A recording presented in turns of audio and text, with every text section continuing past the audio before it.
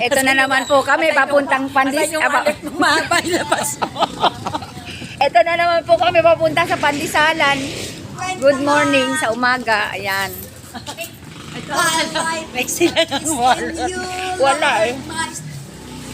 Sa you, Lord, my strength. O, diba? Inyo. Ayan. Ito na naman kami sa Pandisalan. 50 din daw aming ari. Alin? Taga na. Sa akin. Maria. Oh. Maria. Okay, ito na. Sumunod ka na po dito. Huwag mo pong paunahin yan. Why? Kasi Wala po, treat mo lang po. isang putsakong pandesal lang bibilin yan. Kasi po, 500 pesos ang bibilihin yung matatagal. Wala po 500 ngayon. Aray ko. Uy, wala na akong boses na naman.